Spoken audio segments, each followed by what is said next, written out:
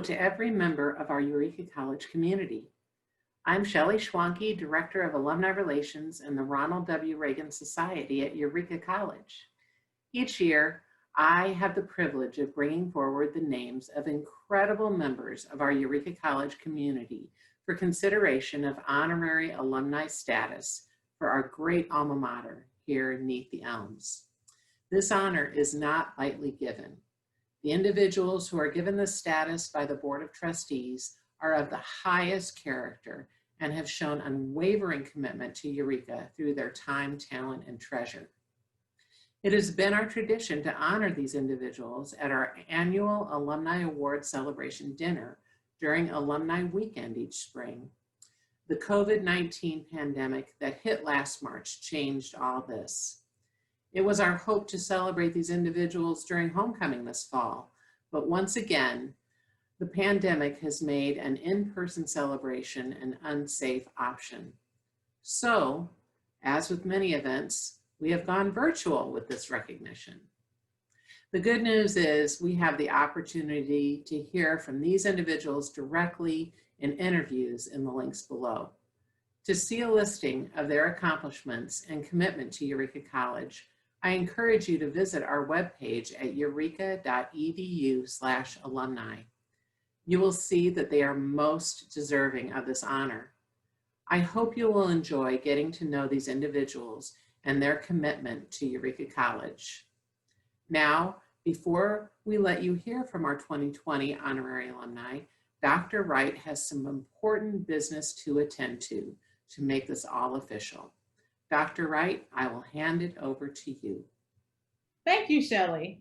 Honorary alumni status is a very distinct honor that is not awarded to many. It recognizes individuals who are not Eureka College alumni, but have demonstrated a unique commitment and loyalty to the institution and given their time, talent, and treasure toward the advancement of Eureka College, its students, and its mission. I am thrilled to announce this year's honorary alumni who epitomize that level of dedication. Mr. Richard Renner of Elgin, Illinois, Mrs. Lori Pat Wharton of Northridge, Ohio, and Mr. and Mrs. James and Doris Hillhouse of Memphis, Tennessee. Congratulations to you all. I am pleased to honor each of you with this well-deserved status. And on behalf of the trustees of Eureka College, the Eureka College Alumni Association, and the entire Eureka College community, I thank you for your contributions and welcome you into the ranks of our esteemed alumni. Thank you, Dr. Wright. I now encourage our viewers to enjoy the interviews of these fine individuals. Lori, first of all, it's wonderful to see your face, and it's wonderful to be able to congratulate you on your 2020 honorary alumni status. Congratulations. Thank you, Shelley, and thank you to you, everybody in the alumni office, you know I love, and development office, Jamel, Board of Trustees, and all the beloved Eureka people out there I've had the pleasure of getting to know over the last few years. This is a true honor I never thought in my lifetime would be bestowed upon me, and I'm ever so grateful. Thank you. Oh, well, on behalf of everyone here, the trustees and President Wright and the whole college community, we are so thrilled. And myself, as an alum, I'm thrilled to welcome you into the ranks of alumni. Thank you. I know your husband, Pat, who's a trustee, is an alum, a fellow alum with me, and now you as well. And it's a pretty elite special group. If I don't mind saying so myself. Yeah, I think you know, one of the things that I think about is how did I get into all of this with Eureka? And it really starts with I met a boy. Yes. I met a boy who just completed his undergraduate degree at Eureka and joined me serving food and working in the kitchen at Illinois State University at the International House where we lived. And he would talk nonstop about this Eureka College And I kept looking at him going, well, you're at Illinois State now, and I don't know anything about this college. And over time, he taught me and shared stories. And so one day when we had completed all of our graduate degrees, well, I should take that back, a couple of the graduate degrees, he told me, he said, I want you to meet my mentor. And he said, actually 2 mentors, I've been in touch with them. And so we drove to Eureka and we met Don Littlejohn. And Don was Pat's debate coach. And we just hit it off immediately. And then we met Glenn Riddell. And then we were given a beautiful tour of the campus. And I already knew what a special place this had been for Pat. And now it started feeling pretty special to me too. Mm-hmm. My heart is in Central Illinois. I think people in Central Illinois are absolutely the best people in the whole world. Mm. So we wanted to go back. So we went back again. And pretty soon this Mike Murtaugh showed up. Pat, we need to talk to you about getting more involved with Eureka College. And the next thing I know, I'm having discussions with you. He's having discussions with the president. And we join and decide, wow, why don't we get involved and start giving more of our money and treasure to Eureka College? And next thing we know, we're in the leadership circle and we decide and make a huge decision for our legacy and said, we're going to start to develop scholarships for children and adults who need to get to school and may need a little bit of help. And that's when I would say I got really hooked. Yep. I remember, Lori, when you and Pat came and you spoke at the leadership conference. Remember, with the alums and the students, and you were both on the stage and just kind of did a nice interview.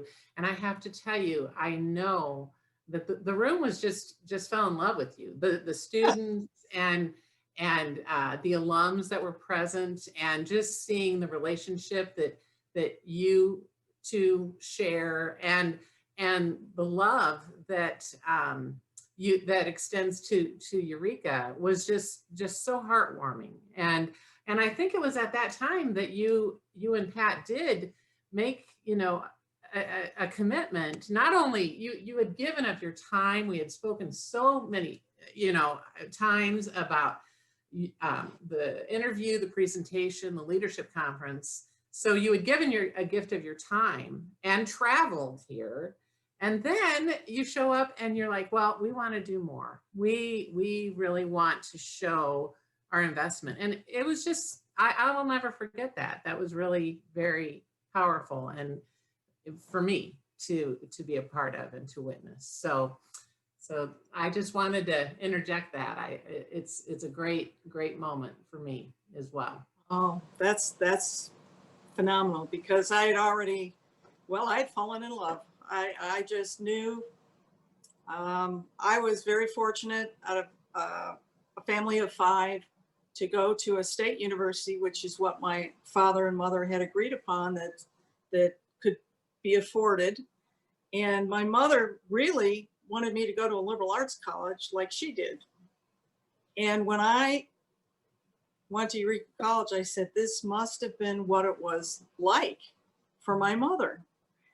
And that has given me such peace and solace, because she's gone, that we decided to do a scholarship in her name as well, to a deserving young person who, much like her parents her mom had no money because she had spent it all on my uncle.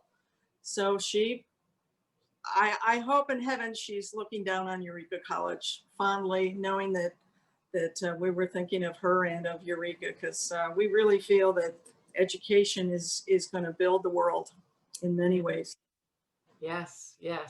And it's brought us so far, and we need it to continue, to bring us forward, especially we appreciate it even more during difficult times like what we're in right now. Right. So, well, my next question for you is, what are 3 things that you feel proudest of when you reflect on your life and your accomplishments? And I know you're a humble person and it's hard for you to speak, but have had quite a career. You've done many things, and I just love for you to share, 2 or 3 things. Okay.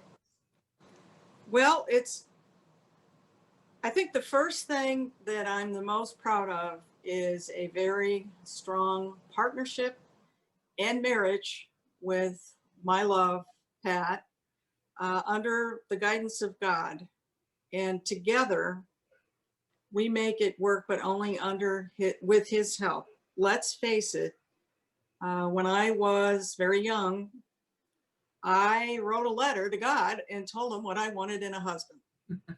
And boy, did God deliver, plus more. I didn't realize what I was getting until the years have gone on. And I see him as just such a strength to me in so many ways. So I would say that is the first accomplishment. And it's been 41 years now. And we're looking forward to many, many more. Yep. So that's one accomplishment. The second one is, I kind of alluded to it earlier. I have a passion for education, and maybe because my mom was an English teacher and wouldn't do my homework for me, I had to do a lot of research and had to look things up in the Oxford Dictionary. But seriously, I developed an education plan for life for myself. And I started relatively young and made sure that I included things that were important to me at the time. So around that same when I was 14 years old, I knew I wanted to speak foreign languages. I knew I needed to not focus on teaching, but get into business and combine that with travel to countries all over the world. And in that year, my dad and my mom took me to 14 different countries in Europe, and it was quite a thrill in May. And I then accelerated my plan, and I did accomplish those goals. I had 10 years with Nordson, Fortune 1000 company, and they weren't going to hire me. They were all men. Wow. And they had on their list, because they said, we only want to hire engineers who are male. They even put it down there, male engineers. And my husband, Pat, kicked me in the aisle. He said, get up there and put your name on that list. You tell them they missed you. Well, by golly, they did interview me. And they hired me as the first female sales representative they had ever hired in the history of the company.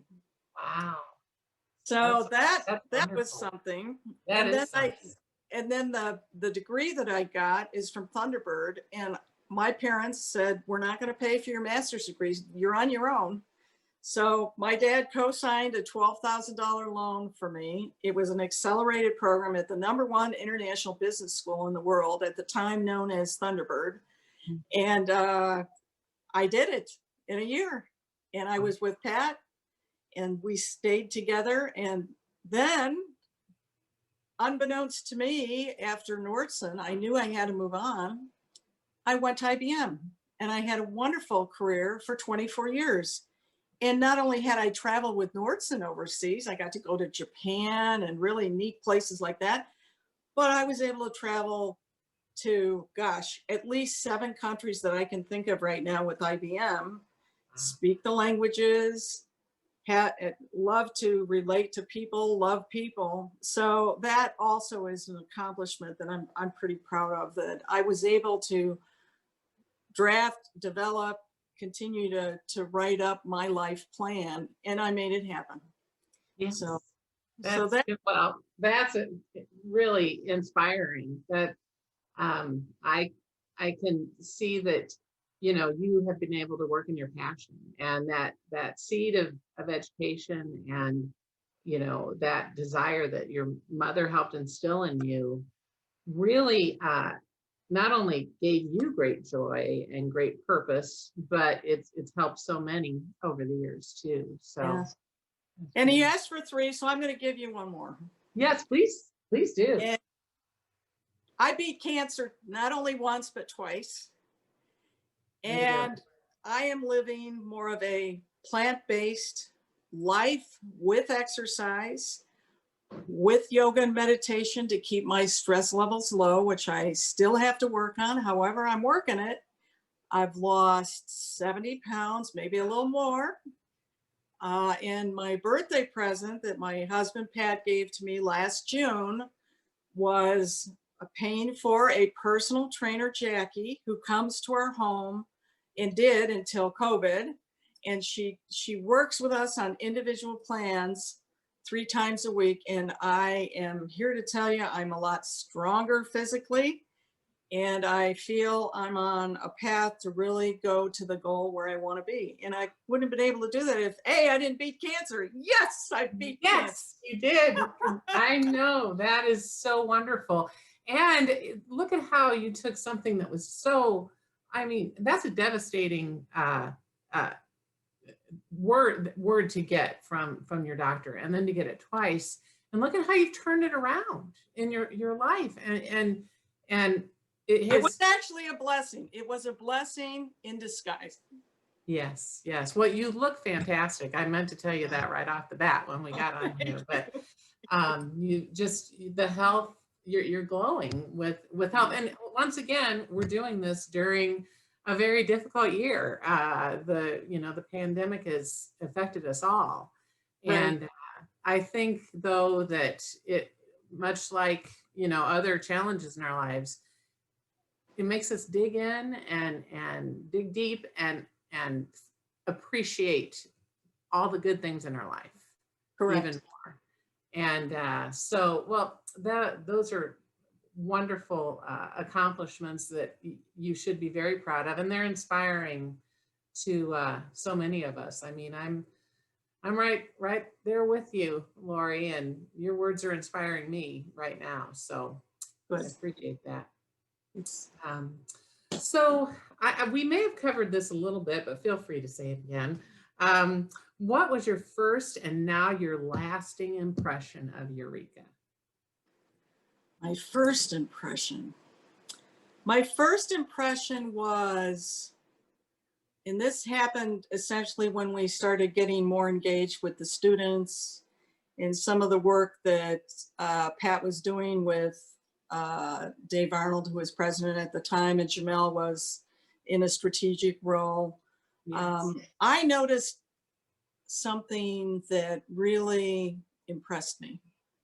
I noticed that students were not only highly engaged with one another, and when they would go in the cafeteria and we got to sit with several of them and meet them, they were not shy. They were open and wanting to learn more about who you are and share.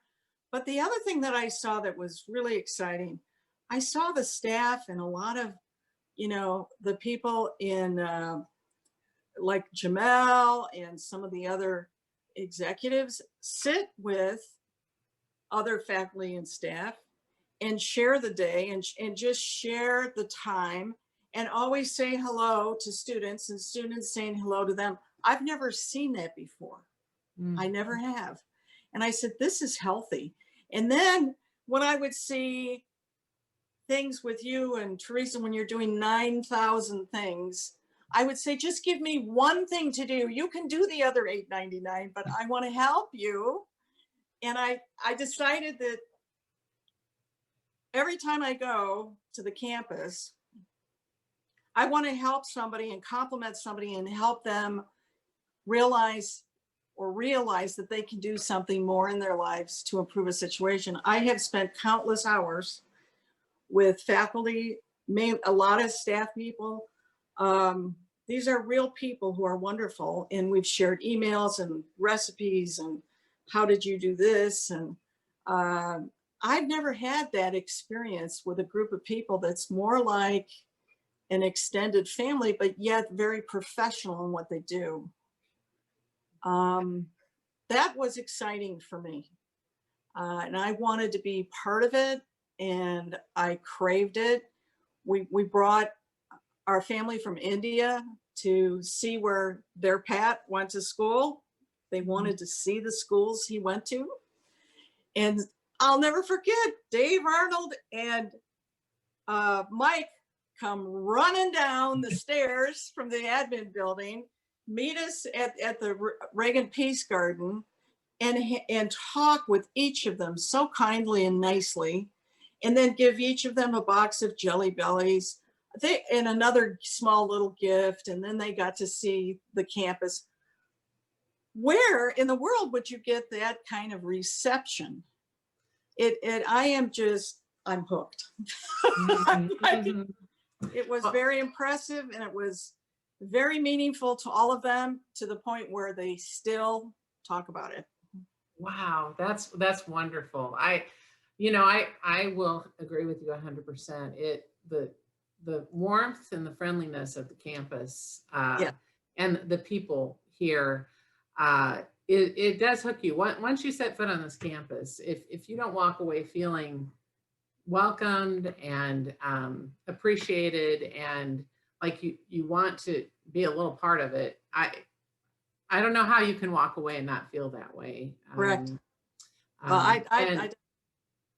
And I think everybody needs a boost. Everybody needs a compliment each day. Everyone needs to hear someone interested in what is on their mind, whether it's their children trying to achieve a big goal, or they're trying to get something to go just right. And, I would take time, and I would go to Ken and say, I have never seen a more beautiful stage in my life. I don't know how you pull this off. And he just beamed, he said, it's my job. I said, but it's so perfect. Well, I tell you, you are such a light when you come to campus, because you have the gift of encouragement. That's all there is to it. And I don't know one person who walks away from you without feeling appreciated, and just like the day's a little brighter after interacting with you. So I'm your biggest fan. I think you belong with, the Eureka community like nobody else. So, well, let me move on. I've got a couple more questions for you. Sure.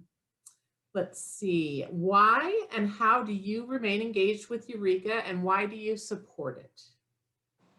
Well, I think when we were invited to the first dinner at the leadership circle at Peoria Country Club, Pat and I met a lot of philanthropists and a lot of people from all walks of life who are trying to do things to make things better for our students. And oh, by the way, that does include faculty and staff members who also give.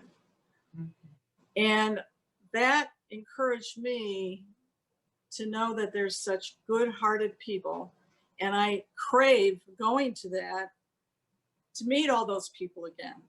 And I think if that event could be 5 hours, I'm sure we would fill it up with discussions with one another, because good things come out of those discussions. Yes. And I knew that this was something very special that I wanted for us to continue. So we budget accordingly, and we do whatever we can to make sure we can keep that going. I think the other thing is, I believe as it affected me with my education, affected my mom, it affected my dad, getting a really good liberal arts education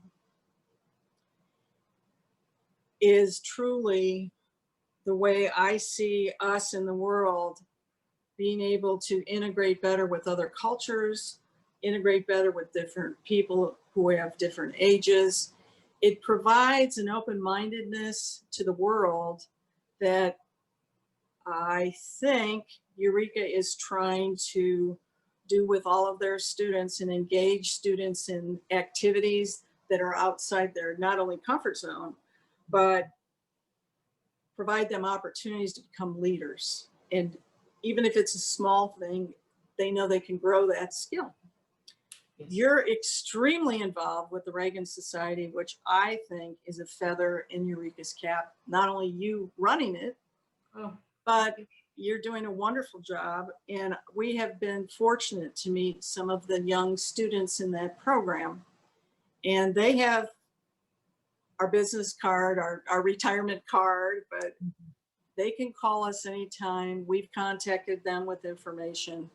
And I personally believe that a program like that on this campus, representing not only Reagan and everything he stood for and where he took his career, but even Lincoln, who spoke there for the first time. This is history.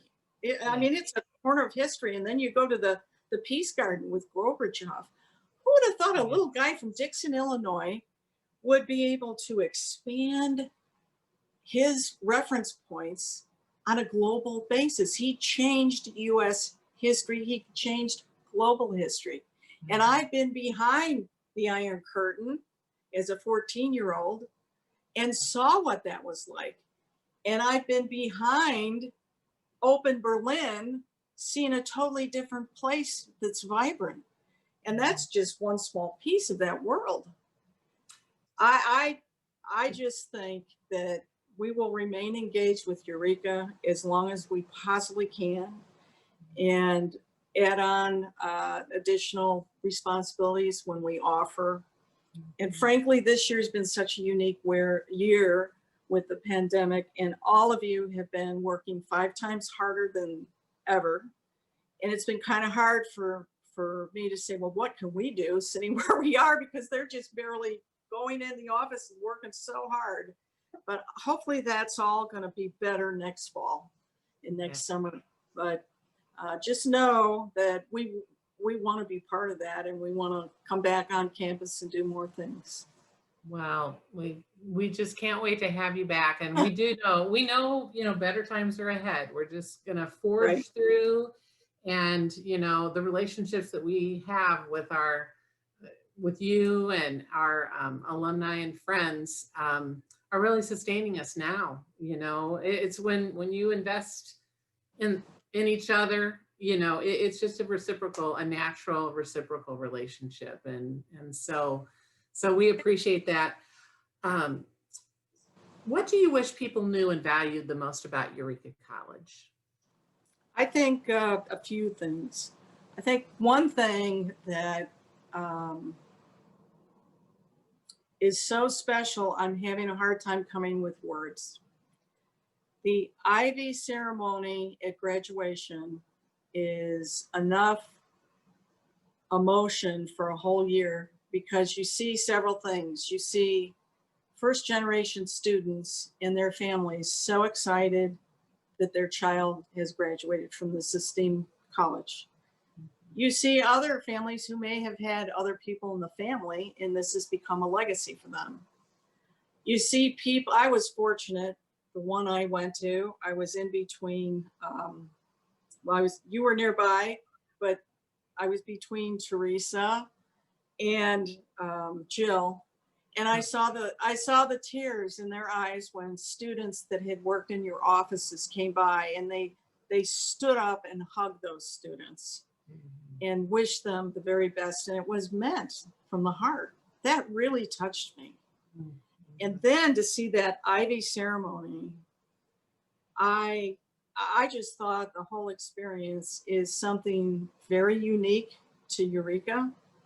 It is not ostentatious. It's simple but very meaningful.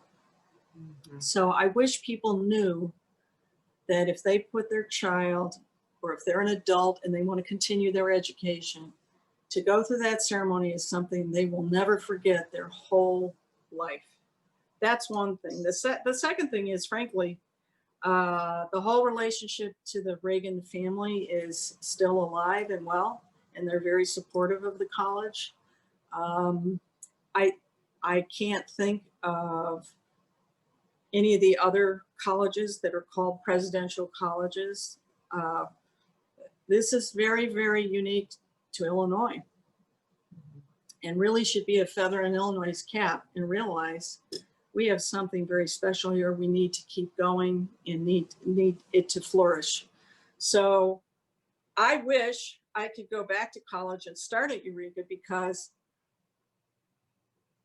I would have loved to go abroad for a semester. Sure.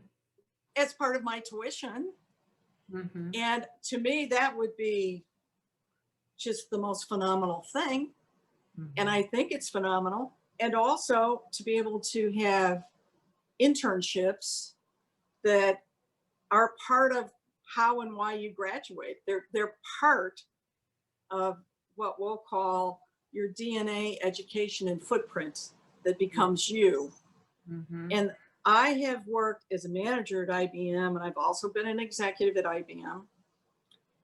And the people who get the most different experiences seem to do well, and they're encouraged to do well. And I have never seen any professor do anything but encourage students, members of the faculty, members of the staff. There's constant encouragement, constant, you can do it. I've seen things like a, a famous athlete who will go unnamed, who came up to me and I had to get Beverly's help because he'd never worn a tie before. And he wanted to look good at graduation in front of his family. His whole family was there. Why did he pick me? He came, he said, I need your help. And I said, Beverly, you have a son. I need your help. And this young man was so grateful, but I kept his dignity and Mhm. didn't tell anyone because he was pretty famous on campus. But I thought for that young man to come out of his comfort zone and walk up to me was pretty impressive. That is impressive. It gives you, I mean, he was willing to make himself kind of vulnerable. I mean, it's a Yeah, small example, but it is something you learn at Eureka. The learning is in the doing. right. But if you don't know how to do it, you're not afraid to ask and to be vulnerable and put yourself out there because it's a safe environment to do it in. It is a safe environment. It's a Mhm. very safe environment. So those are a couple of things. And I think I've already said that the state of Illinois is where I grew up in the Cook County, Chicagoland area. And even though I grew up north, I really favor Central Illinois. And my lifelong friends live in Illinois. I have one who's trying to get me to move there right this second. I love We'd, her. we'd love to have you back.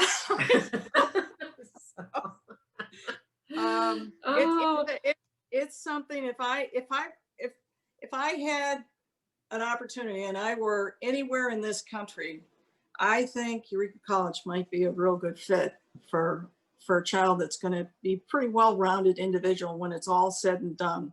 mhm. My niece Andrea told me sometimes when you go to the bigger school, you really are a number. Yeah, you have someone who's a coach, but I've seen coaches at Eureka who are incredible with their students. They just spend the appropriate amount of time and they don't punch the clock, if you will. They Right. don't. It's a passion for Correct. for them. And I myself have been greatly blessed by that over the years too. Um, let's see, I'm getting close to the end, but Okay.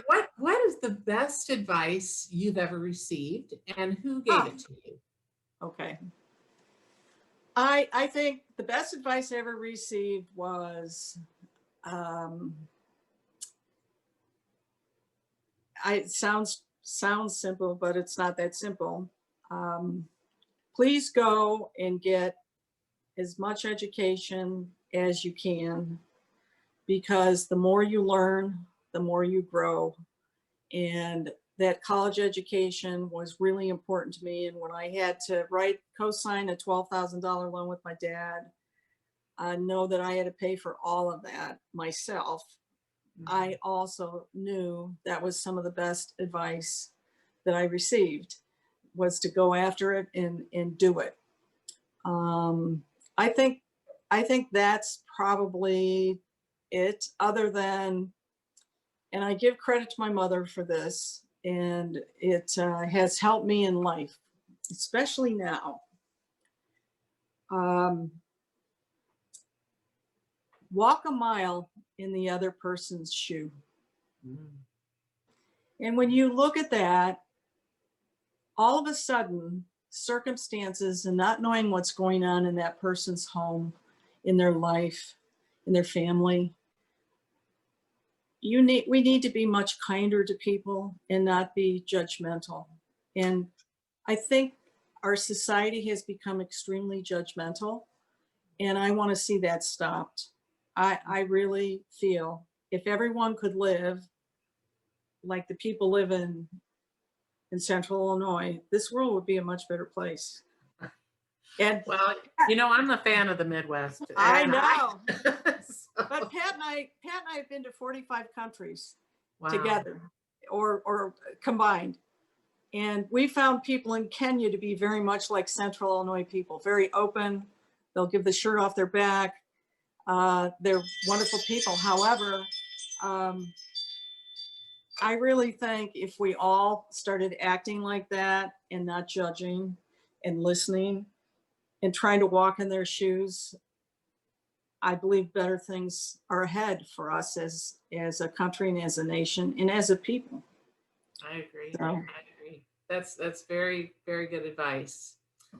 So, and I think that leads into my last question is, what do you want your legacy to be? I think my legacy, which actually is pretty entwined with Pat's, is to be a really good listener and listen to people first and be known as someone who does that instead of other types of behavior.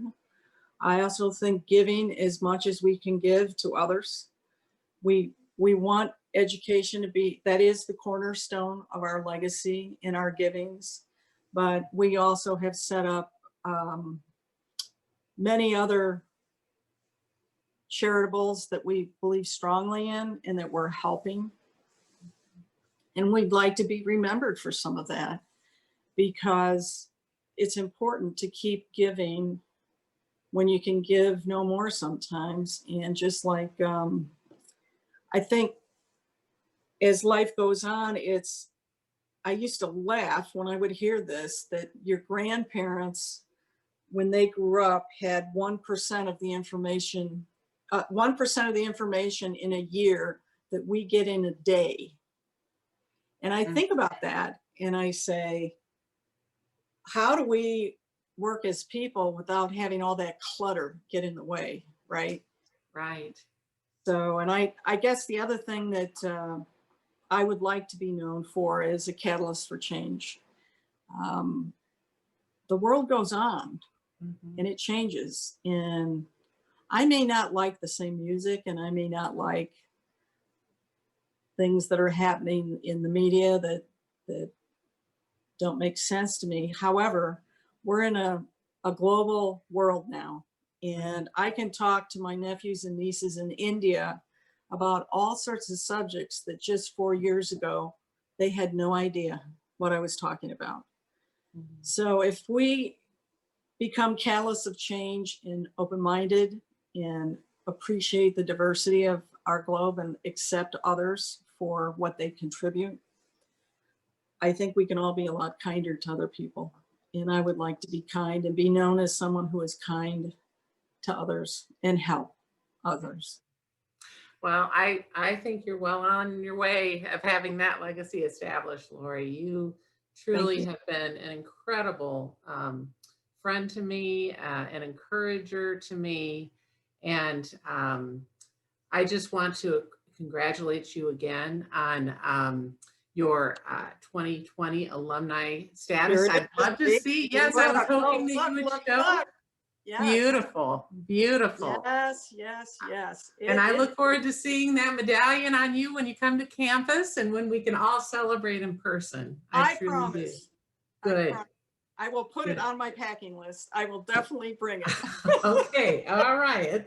That's a deal. And I'm sure the time will be maybe not soon, but in our sights where we can see each other again in person. And so thank you so much for your time today. And is there anything else you care to share as we wrap up today? The only thing I would share is we have to do everything in our power to keep going and keep being positive. And I encourage all of us to spend time with our families as we walk into a beautiful holiday season and realize the reason for the season, and also spend time with one another. So in terms of Eureka, I've been on campus where there've been so many celebrations, and that seems to be really loved by the students. And little things like, let's compete who's going to have the best dressed door. You know, Yes. I think those kind of things put vibrancy into college life and make people laugh. And laughter is a good thing. I live with a man who has me laughing a lot, and it's important. So It is. I'm really hoping that will also continue, no matter how dire the circumstance can get. We still have to do things that make us, and make, if we think of Eureka, make Eureka unique and make Eureka. Yes. So Yes, yep, I- I agree. Well, Oh. we celebrate you, and we are just thrilled to see your smiling face. And please say hello to Pat for me. I will. I will. And And thank you so and much. It means I so hope- much. yeah, I have worked with Eureka, but I never thought I would be an honorary alumni. This is like more than a second degree. It's like, great. well, there's no one more deserving. I have to say, this year's class of honorary alumni are just incredible examples of wonderful giving spirits and people that I admire so greatly. So, well, thank you again for your time today. It's so nice that we can get to know you a little bit deeper and share this with our college community. And we will hopefully see each other very soon in the future. Sounds wonderful. Thank you very much. And thank you for this wonderful honor.